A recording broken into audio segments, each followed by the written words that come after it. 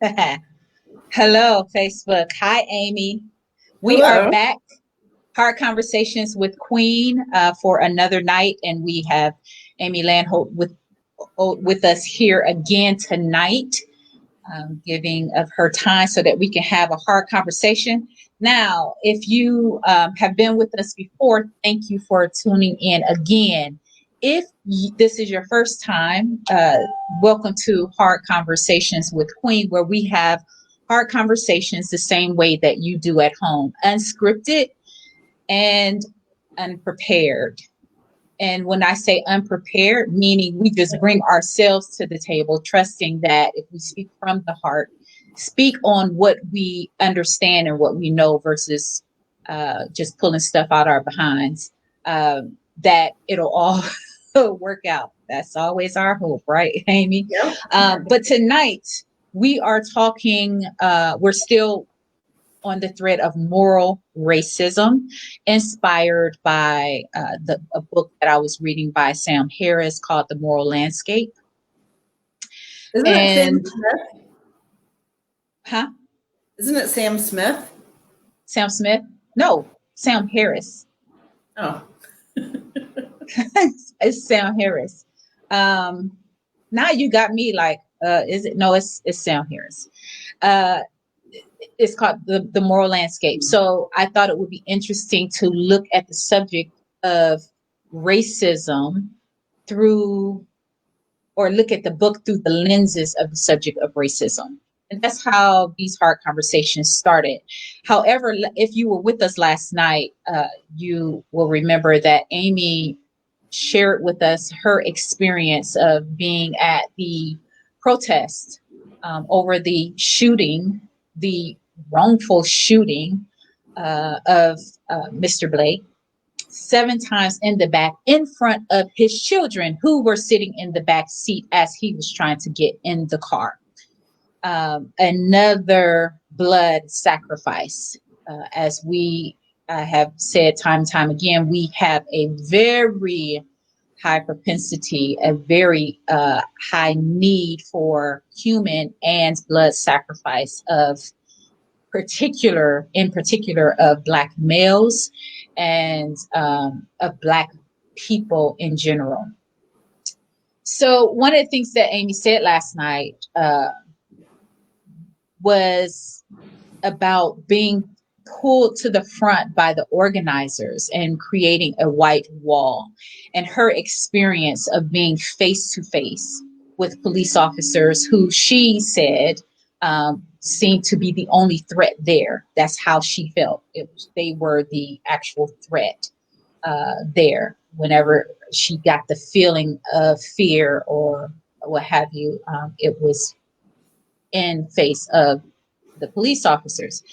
So that made me curious, and my question tonight that I want to have the hard conversation around is white fear of Black retaliation.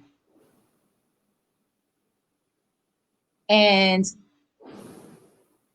based off of some of the experiences that I've had recently to my marketing of 31 Day Racism rehab program that I created for white women, the posts that white people have put on that particular ad supports the idea that there may be something to this question, that if they were to acknowledge, if they were to even consider that everything that we are seeing is based in truth and based in reality, that perhaps the fear of retaliation would grip them in a way that they can't handle. And the way that I was thinking about this today is that when we simplify, because I love bringing things down into simple terms, the smaller you can make it, the simpler you can make it, the easier it is to envision and to understand and to put yourself into that space. I was imagining two people, and you can choose any two people. They can be whatever color you like, any sex that you like. Two people who have to relate to each other. And those two people come into relationship with one another. One person abuses the other person. At some point, I reason that the abuser would have to up the ante out of fear of retaliation because of the obvious, right? The obvious harm done on another person would cause at some point for that person to go into a place of hate or resentment or something that will cause them to rise up against and fight back just out of sheer preservation, self-preservation. And so at some point, an abuser has to abuse. They might even be tired of abusing, right? But at some point, they would have to abuse and up the ante to keep the person oppressed in such a way that they never figure out that they can rise up and do something about it. So thinking about that in terms of two people, whether it's friends, whether it's spouses, whether it's parental, some type of parental relationship, the abuser at some point would have to think to themselves, wow, with all that I've done to this person, if they ever thought to retaliate, it would be bad, right? They might lose it at some point. Therefore, it is necessary for me to keep them oppressed and under my thumb so that they never realize that they can rise up. And so then the abuse is driven out of the fear of the rising up of the one that's being abused.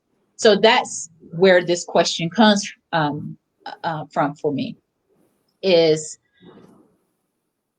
the fear that Black people will retaliate, does that play into, possibly play into white people not wanting to recognize or acknowledge the abuse that Black people have suffered in this country?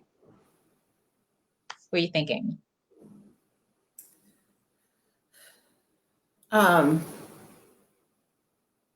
I think so. I think fear of the uprising, and that hurt is what is causing white people to be so outspoken about any looting or rioting, or really even any organization. Like, the threat of any organization they think will cause violence. And I keep hearing people say violence when they mean rioting and looting as well. They use that word. I'm like, violence against who? Like, what? They'll talk about a specific instance where there was rioting and looting and violence. I'm like, what violence? Violence against a building? Because I didn't hear of any physical violence that occurred at that, but they automatically are pairing that. So that makes it feel like it's giving you a glimpse to what they're thinking. And they think when a group of people, of Black people, come together, there will be violence against them. So I think the words that I'm hearing from people would support that. People feel like after everything we've done, it's not possible. I was just having a discussion with someone today. Can I just interrupt you just 1 second? I just want to, because we're talking in terms of people. You said people. I think that people, who are these people? White people. Okay. Yes. Okay. Because people assumes white people, right? Because we're in America. And right. That's how whiteness works. Isn't that interesting, though? That is an interesting statement that you said. People assumes white people. Again, we the people. Because that's what that meant. It meant white people. Black people were not included in the term people. And even today, we use that language. You're saying people, people, people, as if it means white people, and it's known that people are white people. And I know that that's not even your intention, right? We know that that's how this system was created to work, so that our language reflects it, our actions, our behaviors, our thoughts reflect the racism, the system of racism. Okay, sorry, I didn't mean to interrupt you, but go ahead. Black people also speaking out against the rioting and looting, but I don't perceive what I hear from them as the same thing. I think they are speaking out against it for fear of retaliation back from white people versus, rising up of Black people causing violence. So that, I believe, is a difference there. So yes, I feel like I didn't answer part of your question, but I do think a lot of it is fear-based, and that's why the focus is there. And people feel, when you started the conversation, I was going to two people as well, like thinking about myself. If someone hit me, if you came up to me and punched me in the face, and then you stood there and denied it, it would make me a hell of a lot more angry than if you said, Amy, I'm sorry, I had a really bad day, this was going on, and this happened. And it's still wrong, right? Like, what you did to me is still wrong and would still piss me off, but not nearly as much as you standing there and saying to my face that you didn't punch me. So it's interesting how we have this idea that acknowledging is going to make it worse, when really, I think, and maybe I'm just a different person the way I feel than other things, but me personally, if someone is just going to lie to me about what they did, that's one of the things that makes me most angry. Yeah. It's the biggest trigger. Yeah. And again, simplifying it down to yourself and how you would respond, and then blowing it up into the macro as far as how it shows up in society. That makes sense why Black people would get as angry as they do about this subject when they are constantly being bombarded by white people saying, that's not real. That didn't happen. That's not the way that happened. What are you talking about? That's not real, right? Nothing's happening here. Yeah, I didn't slap you. That man didn't get murdered. He didn't get shot in the back. He had a knife. He didn't get shot in the back 7 times. He had a knife, right? He didn't get murdered. He passed a fake $20 bill. It's a constant, right? That kid wasn't walking through a neighborhood from a store no, he was being a nuisance. He didn't get killed. He was being a nuisance. He didn't get murdered, right? It's constantly flipped of what that person was doing or what that person had done to negate what has happened to them. In other words, to remove the slap, to remove the punch. Oh, that punch didn't happen. As long as we can point to this, then that other thing didn't happen. And yes, you hit anybody or hit anybody over and over again and continue to feed them the story that, no, I didn't hit you. You didn't just get hit. You didn't feel what you think you felt. And that's not blood that's trickling down your nose. And no, your arm isn't falling off. I know you think that's no, that's not what's happening while you're experiencing all these things. And that's what it feels like in America right now. That's what it feels like. It feels like as long as I keep lying to you about you, and because I clearly see it, but I have to lie enough to you to convince myself, then you won't be able to claim or own your experience. Therefore, require justice or Revenge. or revenge for your experience. And I think that's the real fear is revenge, right? Because anybody in their right mind would think to themselves, if you treat someone poorly enough, at some point, just out of self-preservation, they would go to revenge. Yeah. Right? What I forgot before was I was talking to someone earlier today, and he said, you know, he has this conversation sometimes to say, think about, like, what if this was your family that this happened to? You know, not Jacob like, grew up here, so it could be down the street, right? But what if, you know, what if my son and I went on Tuesday, not on Monday, to Kenosha? And what if my son was the one that murdered by Kyle? You know, he tried to stop him from murdering other people, and my son was murdered. I would be blowing shit up. Like, I would not be praying for them. Like, and I knew that the police had thanked those bastards for coming with guns. So I think white people, our reactions when we put ourselves in the same place are extremely violent. And so our assumption is that that's what you're going to do if you come together as Black people. I think you just hit it on the head right there, you know, because of the knowing of what you would do. The assumption is, I know myself well enough to know if we ever acknowledge this, then this is what's going to happen or worse. Well, and if they, you know, like, maybe they would have a chance with me if they acknowledged, like, we should have stepped up and, like, whatever, you know, like, they might have a chance that. But if they weren't doing that and they were continuing to encourage it,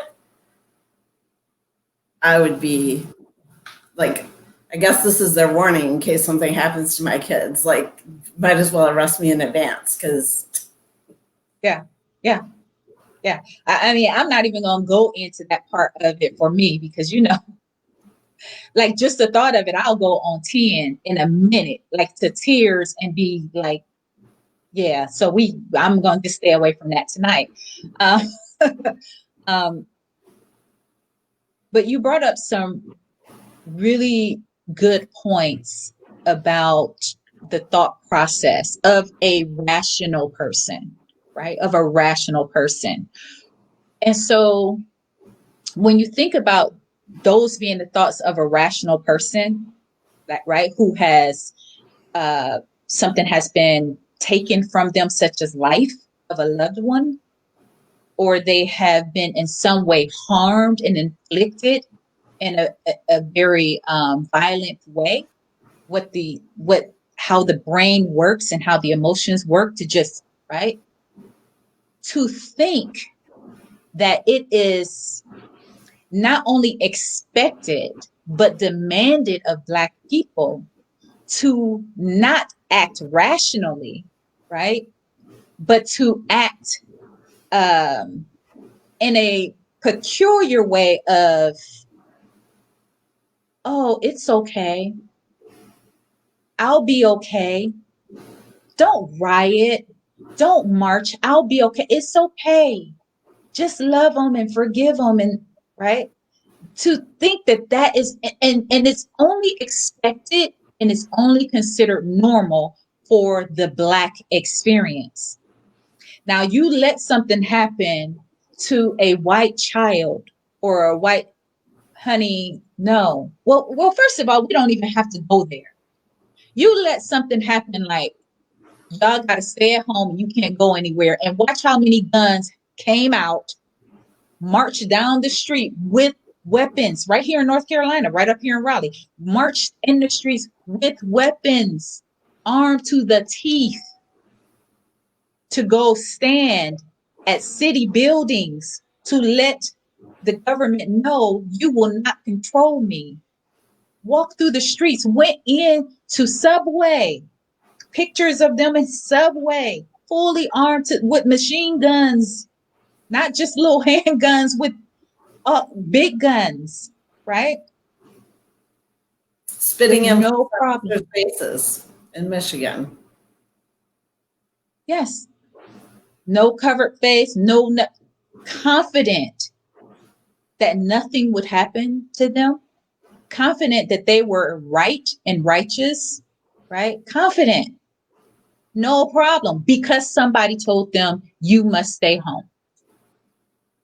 You cannot be out in the street shopping. You have to stay 6 feet away. You need to wear mask because of that, right? However, a Black person, the Black community is expected to be, God loves you.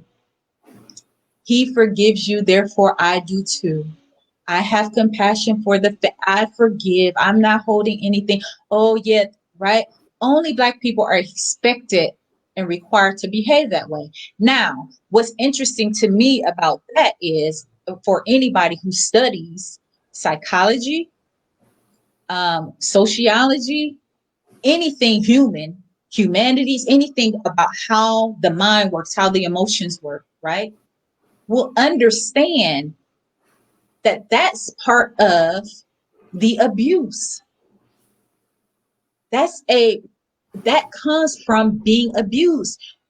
Have you heard of Stockholm syndrome?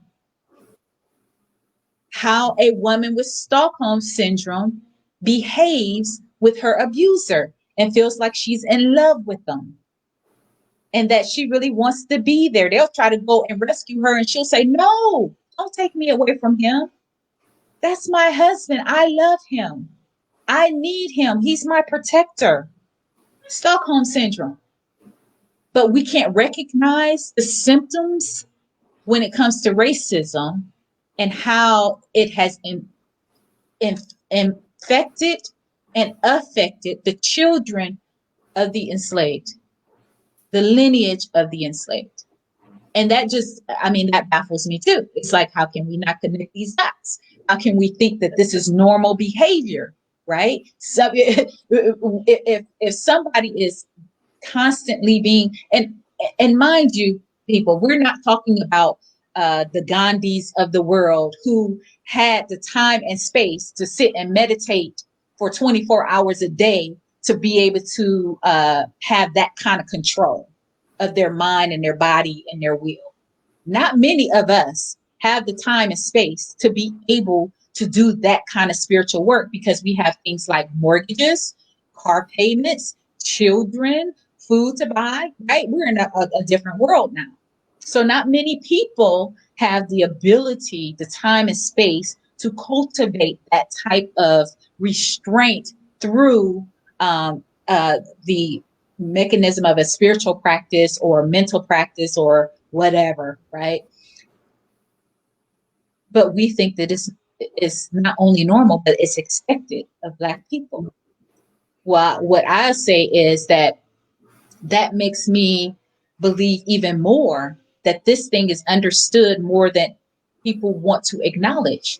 That that we understand what Stockholm syndrome is, right? And we would be able to recognize it in a woman, but we refuse to see how the effects of being enslaved, brutalized, threatened, patrolled, whipped, lynched, raped, cut open, worked to death affects the emotional and mental makeup of the Black community.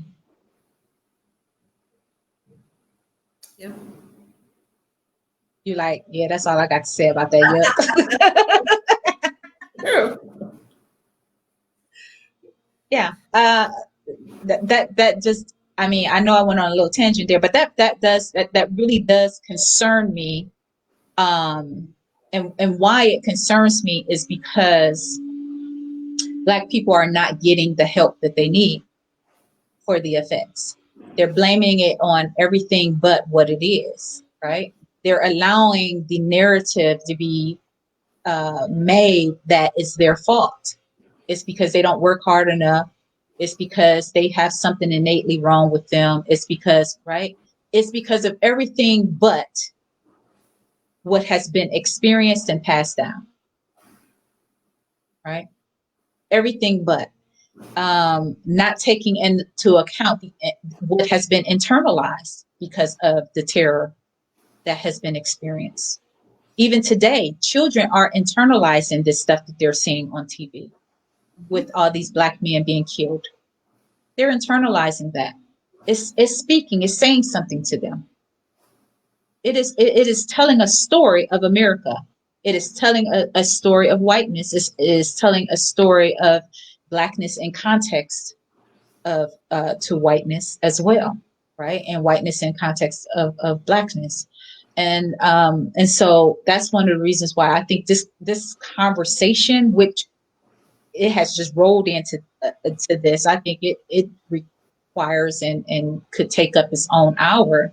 But I think this conversation is very important when to have around the effects, the emotional and mental effects. Again, Dr. Joy DeGruy talks about it a lot in post-traumatic slave syndrome, the book that she the book that she wrote, PTSS. So I would suggest to anybody, I would recommend to anybody that they pick up Dr. Joy DeGru's book. And she does have some YouTube videos where people have recorded her speaking at some colleges, doing some lectures or what have you. So there are some things out there by her that I would suggest that everyone watch. But I think this is something else that really needs to be discussed, along with all the other things that come out of. I mean, I was telling somebody today, there aren't many things that I cannot trace back to racism, to being enslaved. There are not, like, I haven't found anything yet that I can't trace back there. If you want to talk about violence in America, we can go back there. And any type of violence, you can find it there. You can find its start or its it in its embryonic form, or it in its infant state. You can find it in how America was started and how it was built. You can go back and see it either in embryonic form or in child form in its very beginning stages. So now that it is a teenager, we keep on trying to act like we don't know where this child came from. like how did this child appear? Like it just dropped out of the sky, full grown, as a teenager, with the full personality and everything. Like we do not know where this child came from. Like it ain't been around. It just got here about 5 years ago. What? No. So how many things, like when you think about the ills, the societal ills that we have been experiencing and talking about, especially over the last, I would say 5 years, all of the ills, the Me Too, all of the social ills that have been coming out, child sex trafficking, homelessness, hunger, all of those things. Do you, as a white person, now that you have been exposed more or opened your eyes more to the beginnings of America, what racism is, what it means when we say it's systemic, are you now able to trace back the social ills back that far and connect them and see the condition of the Black community, the condition that it has been put in, in a different way or through different lenses? Yeah, it's easier to see because you have more context, so it's easier to pick those pieces out of it and how it's used and used against white people in the same situation as well. A lot of the things that you mentioned, they're all over the world, but colonialism was pretty much all over the world too. And part of it is Something that we have within us as humans. That before doing it to Black people, we were doing it to each other. We've talked about that. And so maybe that's part of the internalized fear too, that if we stop doing it to Black people, then white people will be impacted as much, right? Because right now, all of that ugliness is being directed in one place. Not completely. There's certainly people in Appalachia and other areas that get a lot of stuff too. But, maybe part of it is fear of that too. That's what is baffles me too, is that I can understand the fear of, okay, if it's okay, as long as it's in the Black community, then it's not touching us, then we're good, right? But I promise you, I don't see how the dots are not being connected, because, okay, we told you that our women were being raped, abused, right? Sexually harassed, right?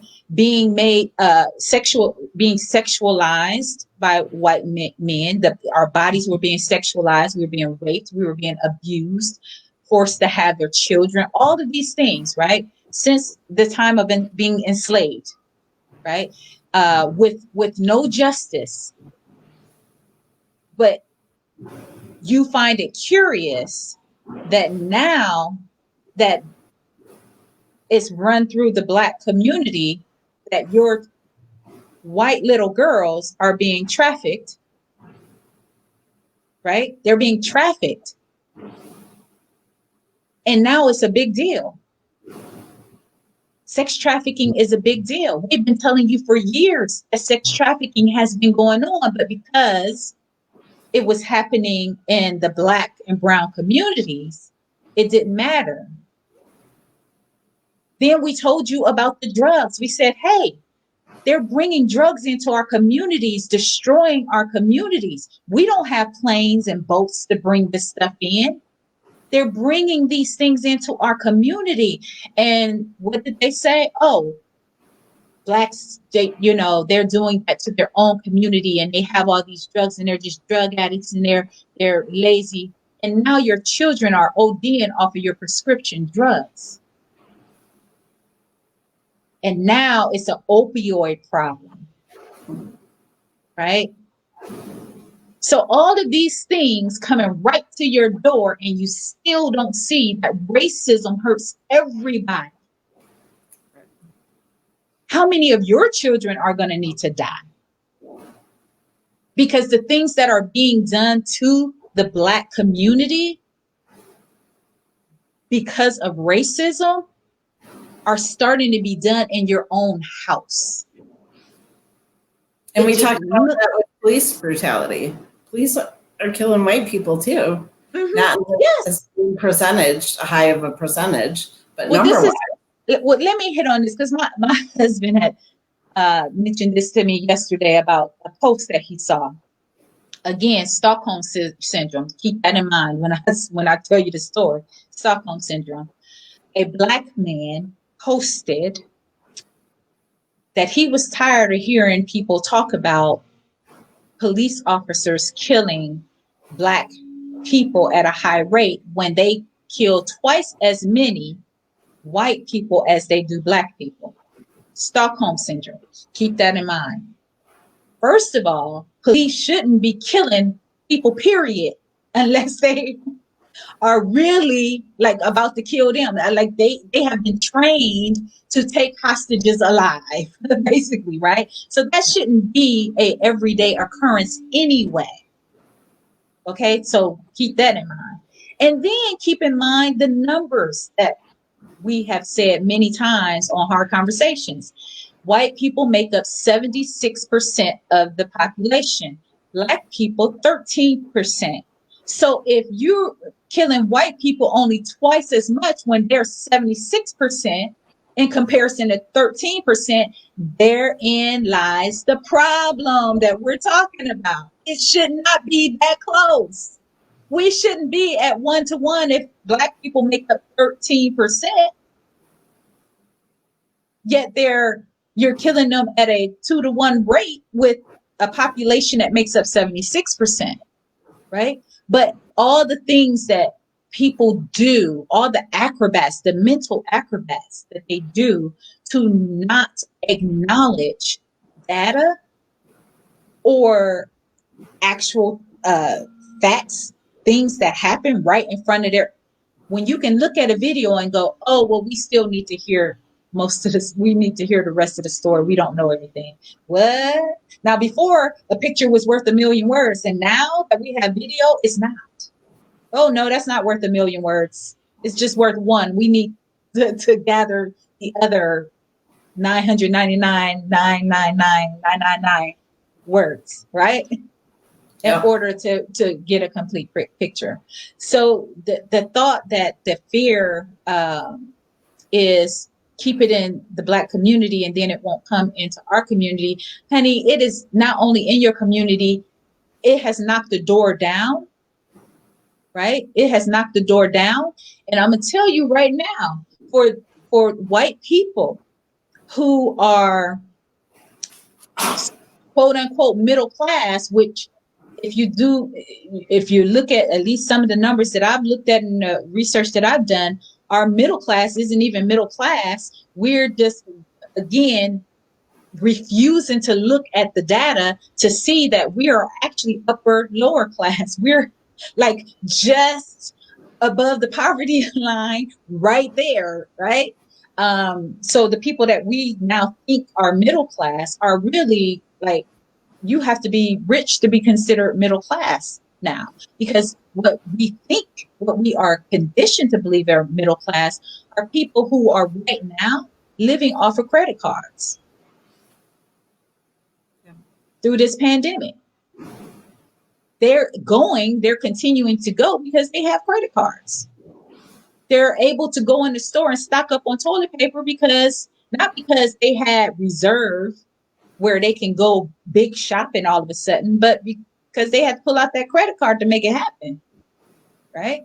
So for white people who are still thinking that you're above this, these things are happening to you and in your community, and you're refusing to see it because you're allowing yourself to be distracted with this crazy narrative that's going on, that nothing's really happening. If you can be convinced that nothing's happening to the Black community, you can be convinced that nothing's happening to you. Even when you see your kids ODing on opioids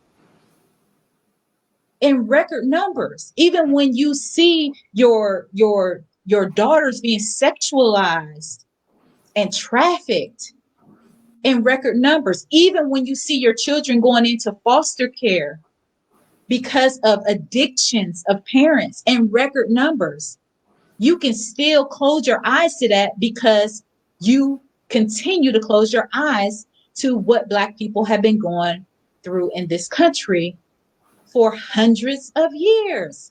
So you are cutting off your nose to spite your face. You are burying your own people just so that you don't have to acknowledge the murder that you see on video. Come on now. Do you really think that it's not going to come to your door? It's going to come to your door. That's the one thing about, I remember I had a pastor years ago that said, sin will always take you farther than what you wanted to go and keep you there longer than what you wanted to stay. Like you can't choose. You can't be like, okay, I'm going to do it up to this. And when it hit this, then, okay, then the effects have to stop because I ain't willing to lose that, right? It doesn't go that way. Racism don't care. It has to be fed. The system has to be fed. And it doesn't care what it's fed by. It will come after your babies. And it has. But you keep on pretending like it hasn't until one of your white sons go in and shoot up something like the boy did the other night that you said about Amy, right? Mm-hmm. The 17-year-old that went and shooting up stuff. He is a terrorist. You are, hello. creating terrorists. And you still refuse to call them that. And because you refuse to call them a terrorist, then it continues to happen. But yet a brown person who does that is considered a terrorist. Or worse, some people are calling him a hero. Girl.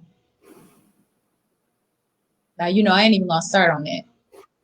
Because that's a level of true mental sickness.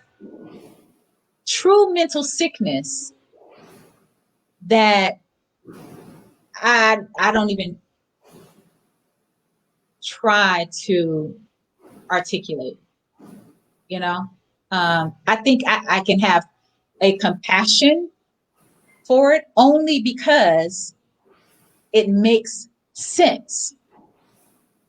And the reason why, when people say, oh, this don't make no sense, actually all of this makes sense.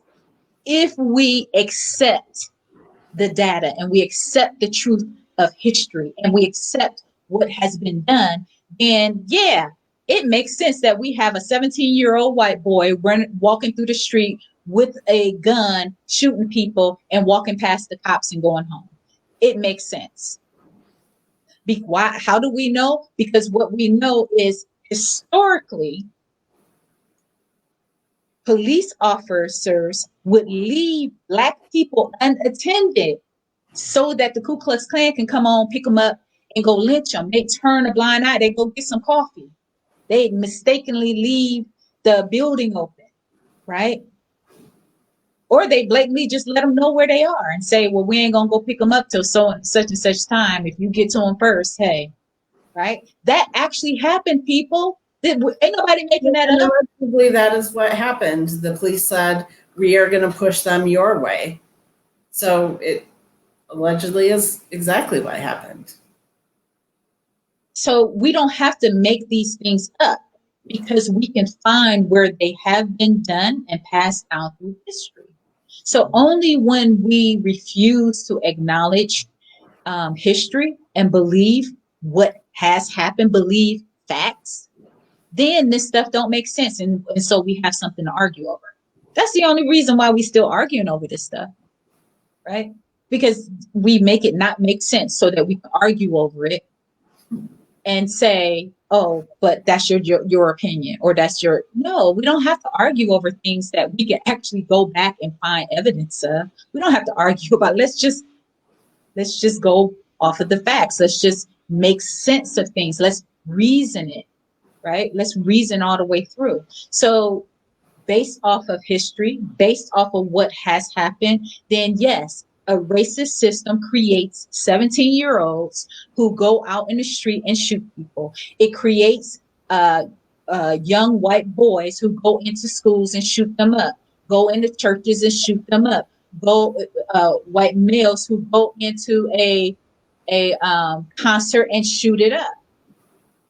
That's what it creates. And so it is not only at your door, it has kicked your door down. It's taking your sons. My goodness, it is taking your sons. These gunmen they are somebody's sons. It's taking your sons. It's taking your husbands. Right? So, hello, you do have a dog in the fight. Like, you have a reason to not want racism just as much as Black people don't want racism. But your fear of retaliation or retribution is causing you to sacrifice your own children. Human sacrifice, blood sacrifice. So they said if that 17-year-old white boy got to go, let him go, right? To keep so that we can keep the Black people in fear, to keep the rest of us safe from retribution. Crazy. All right, Amy, you got anything to say in closing? Because we got to get on our 31-day racism rehab call right after this. Those ladies are going to be over there waiting on us. And let me just say that starts back up September 1st, which is Tuesday. And so if you are someone who is tired of all of this and are looking at, you know what, I know that there is a problem But first I got to sort myself out to see where I fit in before I get in. Let me see where I fit in.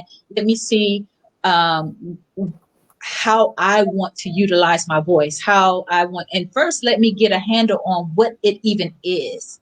Let me get an understanding so I'm not just out there willy-nilly just doing whatever, doing more harm than good. If you're a white woman and those are your type of thoughts where it's like, I want to do something, but first let me figure it out in a safe place. Let me check myself to make sure that I'm not going to do harm, but I'm going to, that nothing's going to come out that under pressure that I don't know is there. And I'll be the next YouTube video, that kind of stuff, right?